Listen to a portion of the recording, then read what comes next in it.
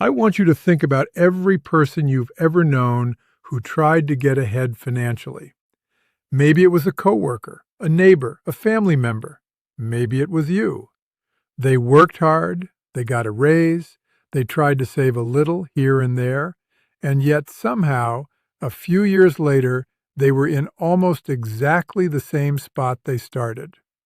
Not because they were lazy, not because they didn't care, but because they ran straight into a wall that nobody warned them about, and they didn't even know it was there. I've been watching money move for over 70 years.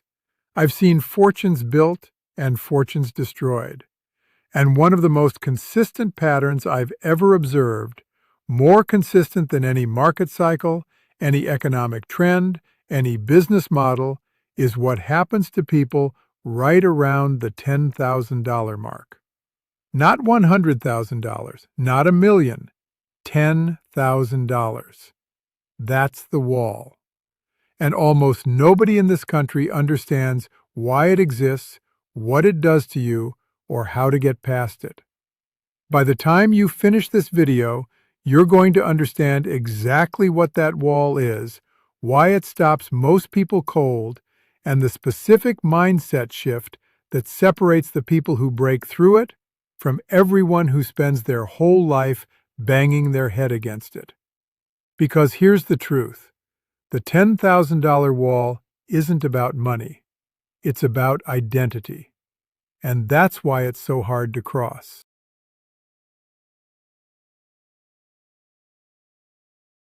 Let me explain something that took me years to fully articulate, even though I understood it intuitively early on.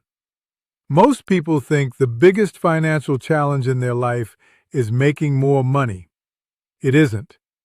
The biggest challenge is keeping the money they already make.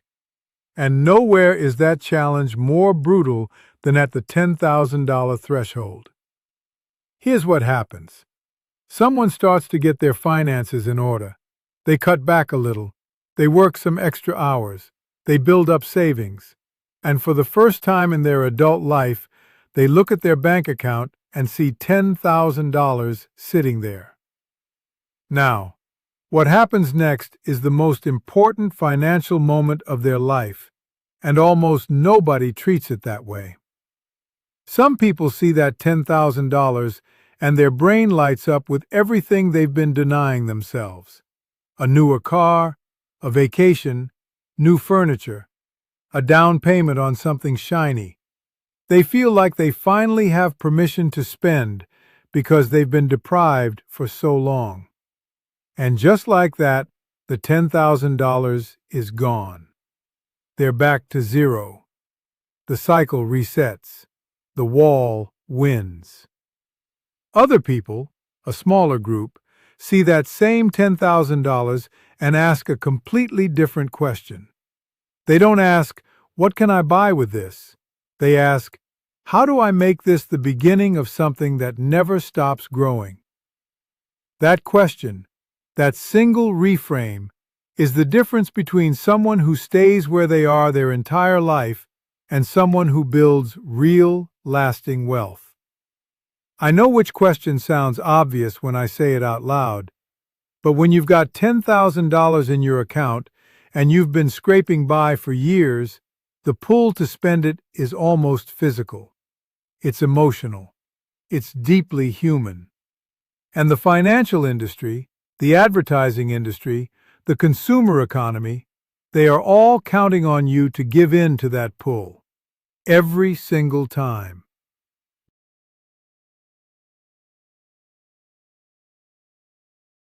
I want to show you something with numbers, because I think seeing it plainly changes how people think. Albert Einstein reportedly called compound interest the eighth wonder of the world. Whether he actually said that or not, the math is undeniable, and it is miraculous in a way that most people never get to experience because they never stay patient long enough. Let's take two people. Person A hits $10,000 in savings, decides to treat themselves, and spends it. They feel great for a month, maybe two. Then they start over. They manage to save $10,000 again 3 years later. They spend it again. Nice trip, new car down payment, whatever it is. Over 30 years, they do this 7 or 8 times. They spent roughly $70,000 to $80,000 on things they can barely remember today. They arrive at retirement with almost nothing. Person B hits $10,000 in savings at the same time. They invested in a simple, low-cost index fund averaging a 10% annual return. Historically, what the S&P 500 has delivered over long periods. They don't touch it. They just let it sit. After 10 years, that $10,000 is worth about $25,937. After 20 years, $67,275. After 30 years, that single $10,000 investment has grown to $174,494. One decision, one moment of restraint, nearly $175,000. But here's what makes it truly extraordinary. If person B also keeps adding to that investment, just $200 a month on top of the initial $10,000, over 30 years at the same 10% return, they end up with over $570,000. $500,000. Not because they earned a massive income, not because they had some genius investment insight, simply because they refused to let the $10,000 wall stop them. They crossed it. They kept going. Most people never experience compound interest as a real force in their life because they keep liquidating their savings before it has the chance to build momentum. Compounding is like pushing a boulder up a hill. It's slow at first, almost discouraging, but once you crest that hill, the boulder rolls on its own. The $10,000 wall is that hill. The people who get rich aren't smarter than you. They just kept pushing when most people stopped and cashed out.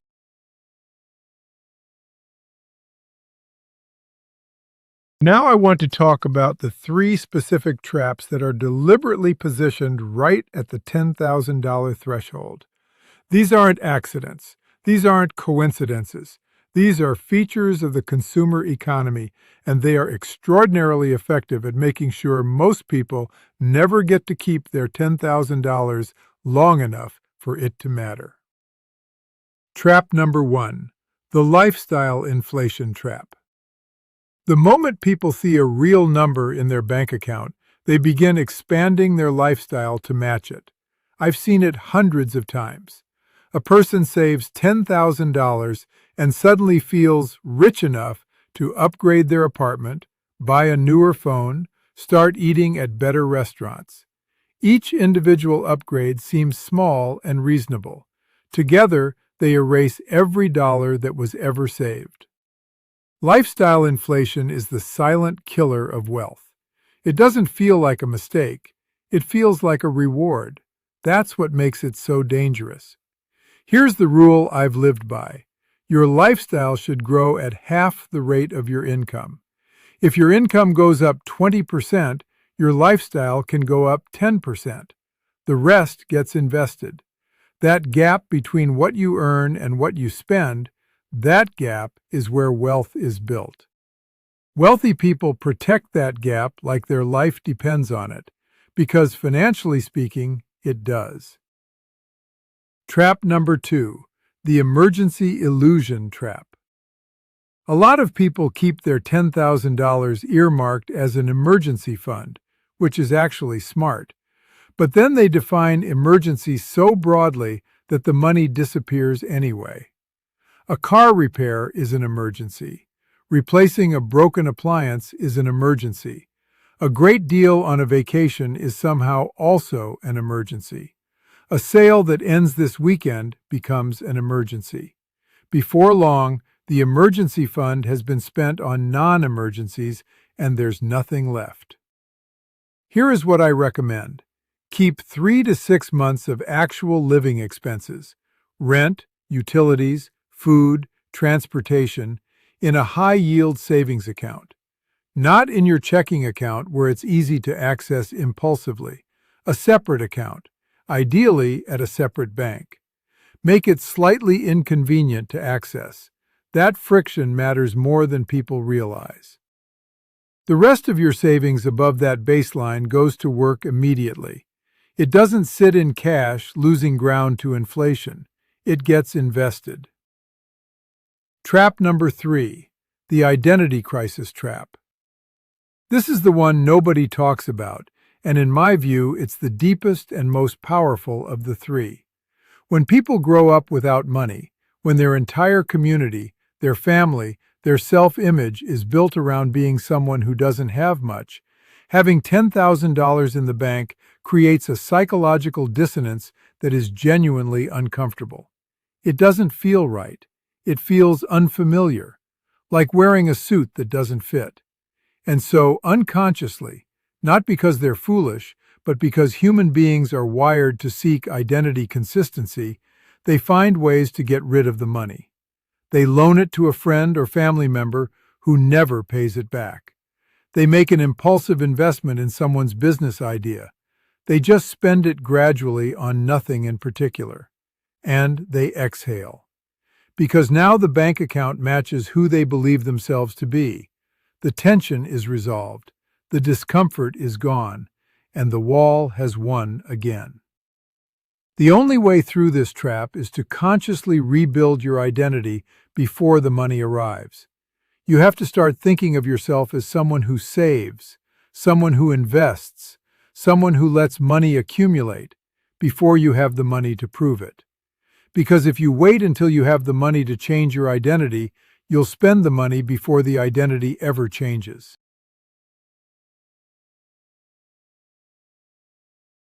Let me tell you what actually changes for the people who get past the wall. Not in theory, in practice. I've been in rooms with some of the wealthiest people in the world. I've also grown up around people with almost nothing. And the behavioral difference between those two groups, specifically at the $10,000 moment, is stark and specific. When wealthy people, or people on their way to becoming wealthy, accumulate $10,000, they immediately split it with intention. A portion goes to a liquid emergency fund, usually in a high-yield savings account currently earning 4 to 5% interest. The rest gets invested right away, typically in low-cost index funds, something like a total market fund or an S&P 500 fund, inside a tax-advantaged account like a Roth IRA or a 401k if one is available. They are not looking for the hot stock. They're not trying to time the market. They're doing the boring, reliable thing that has made more ordinary people wealthy than any other strategy in history. I've spent my career trying to find great companies to invest in. But I'll tell you honestly, for most people, the best investment they'll ever make is a monthly automatic contribution to a low-cost index fund that they never touch for 30 years.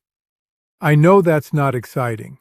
I know it doesn't make for a great story at a dinner party. But boring is rich, exciting is broke, and I've seen enough of both to know which one I'd choose every single time. The second thing wealthy people do at $10,000 is they automate everything.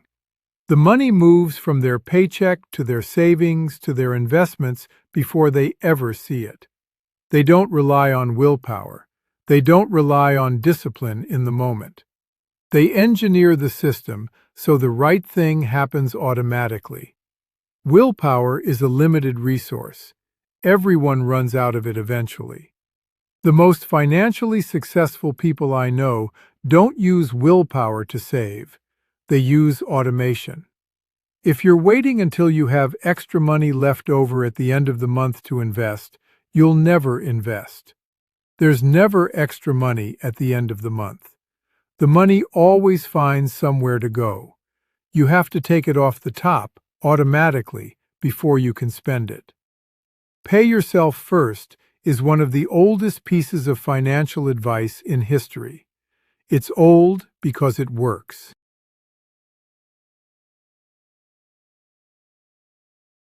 All right, I've given you the problem, I've shown you the math, I've named the three traps. Now let me give you something concrete, a specific sequence of actions you can begin this week, whether you currently have $500 or $9,500 or you're starting from zero. Step 1. Know your actual number. Open your last 3 months of bank statements. Add up everything you spent. Divide by 3. That's your monthly burn rate. Multiply by 3. That's your minimum emergency fund target. Until you hit that number and keep it protected in a separate high-yield savings account, you are vulnerable. You cannot build wealth on a foundation that crumbles every time something goes wrong. Security comes before growth. Step 2. Open a Roth IRA today if you don't have one. Not tomorrow, today. It takes about 15 minutes online. You can open one with Fidelity, Vanguard, or Schwab for $0. Once it's open, set up an automatic monthly transfer, even if it's just $50 a month to start. The amount doesn't matter right now. What matters is starting the habit, building the identity. You are now an investor. That label changes how you think about every dollar you earn. Step 3. Find one recurring expense you can cut this week and redirect that money to your investment account. Not to your checking account, directly to investments. One streaming service you barely use, $15 a month. One subscription box, $30 a month. One lunch per week made at home instead of bought, $40 a month. You don't have to be perfect. You don't have to cut everything at once. But cut one thing. Redirect it. Watch the number grow. Let that feel good. Step 4. Write down your financial identity.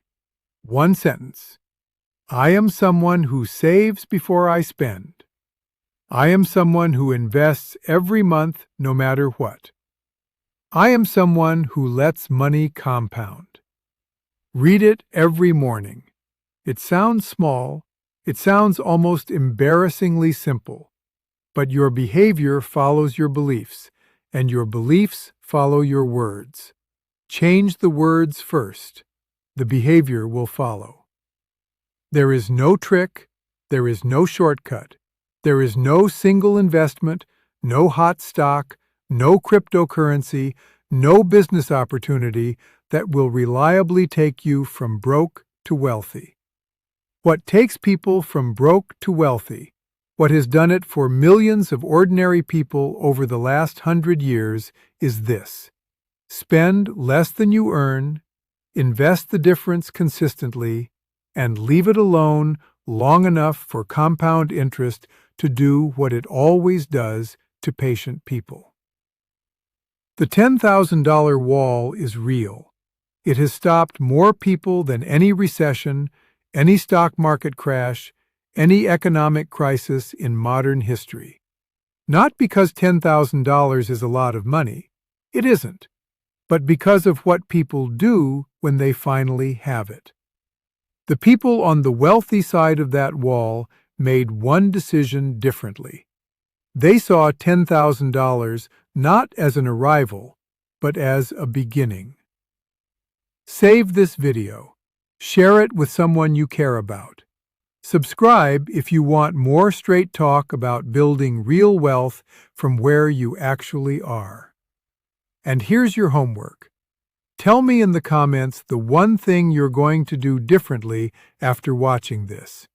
Write it down, make it public, make yourself accountable. Because the only wall that's ever really stopped you wasn't in your bank account. It was in your mind. And you've already started breaking it down.